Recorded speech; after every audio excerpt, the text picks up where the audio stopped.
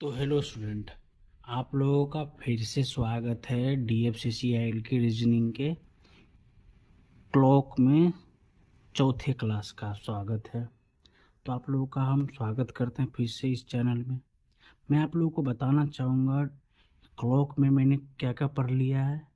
तो पहला पढ़ लिया है समय बताकर एंगल निकालना, ठीक है। दूसरा क्या बताया था, एंगल बताकर समय का रेंज बताकर आपको समय ज्ञात करना, ठीक है। तीसरा क्या था, तीसरा था आपका mirror image. Mirror image mirror image में यानी दर्पण का प्रतिबिंब में आपको घड़ी का समय बताना है, ठीक है। क्या बताना है आपको, मिरर इमेज बताना है, ठीक है। तो आपका लास्ट टॉपिक है चौथा, क्या, water image. Water image water image का हिंदी हो गया आपका जल प्रतिबिंब। क्या हो गया आपका, जल प्रतिबिंब, ठीक है।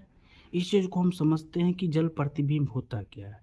तो आप लोग जल कहाँ देखते हैं, मैक्सिमम हमेशा जल कहाँ होता है, नीचे की तरफ। तो एग्जाम्पल के लिए समझते हैं, यदि हम ये एक अल्फ़ाबेट लिखे, ठीक है। यदि आपको नीचे जल दिख रहा है,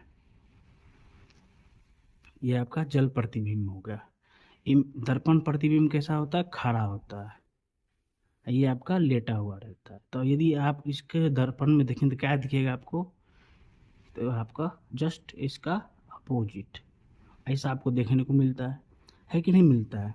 तो उसी प्रकार से वाटर इमेज में समय आपको बताएगा, बस आपको समय का पता लगाना है कि कैसे होने वाला है। तो चलिए हम यहाँ पर घड़ी बनाकर समझाने की कोशिश करते हैं। तो जैसा कि आप ये देख पा रहे हैं, ये आपका क्या है, एक घड़ी है, ठीक है। ये आप रफली बना दे रहे हैं, समझने की केवल कोशिश कीजिएगा जिससे आपको समझ में आ जाएगा कि क्या हो रहा है,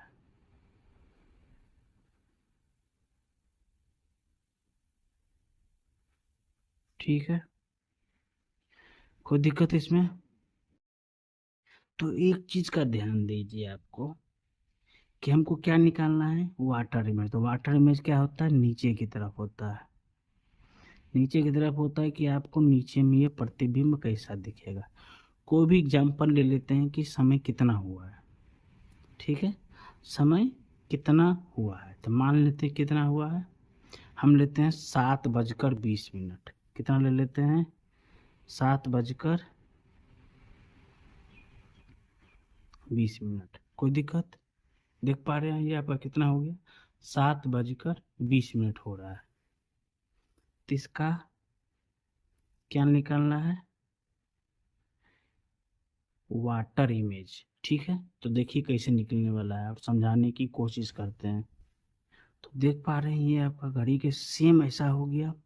बस इस चीज का ध्यान रखिएगा, जो जो दूर दिखता है वो नज़दीक होता है, जो नज़दीक दिखता है दूर होता है। जो देखिए 6 नज़दीक है तो यहाँ आपका 6 हो गया। ये ये कितना हो जाएगा आपका 12। ये कितना होगा 3। ये कितना होगा 9। समझ पा रहे हैं आप, ठीक है। ये कितना हो जाएगा,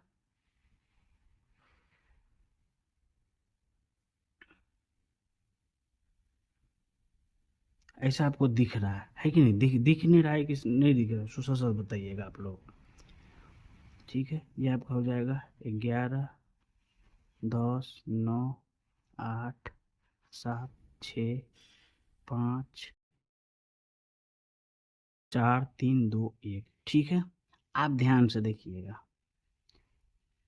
इस पॉइंट से जस्ट ऊपर, इस पॉइंट से जस्ट ऊपर कितना हो रहा है, इस पॉइंट पर आ रहा है। मिडिल पॉइंट के जस्ट इसके ऊपर कितना आ रहा है,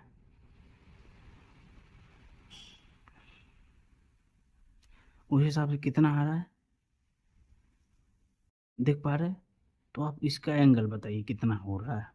इसका एक फॉर्मूला भी है, यदि आपको वाटर इमेज पूछा जाए, क्या पूछा जाए, वाटर इमेज, तो आपको 1830 में से घटा देना है। क्या घटा देना है? जो भी समय आपको दिया रहे। तो देखिए क्या समय दिया है आपका, 7:20। तो हम करते हैं 18:30 में से 7:20 घटा दे रहे हैं। 30 में से 20 गया तो 10, ठीक है। 18 में से 7 गया तो 11।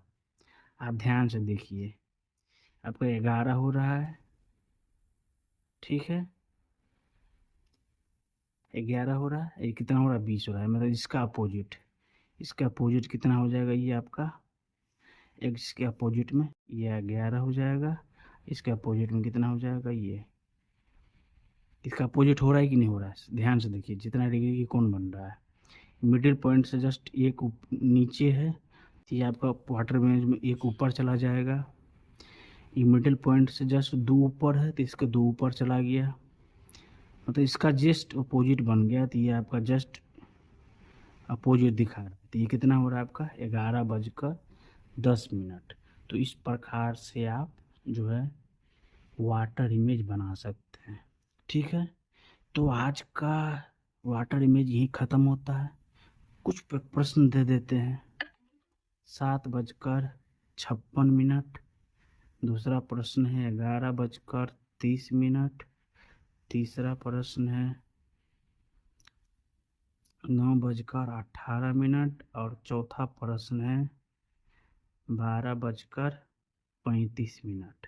ये 4 प्रश्न आपके होमवर्क हैं। आप लोग इस प्रश्न का आंसर कमेंट में भेजिएगा। यदि आप लोग को ये टॉपिक आसानी रूप से समझ में आया हो तो बहुत अच्छी बात है। नहीं समझ में आए तो कमेंट में बताइए कि आप लोग कहाँ नहीं समझ पाए। आप जहाँ नहीं समझे होंगे हम आपको कमेंट में या नया वीडियो बनाकर बताने की कोशिश करेंगे, ठीक है। तो आज के लिए रखते हैं इतना ही। तो बहुत बहुत धन्यवाद।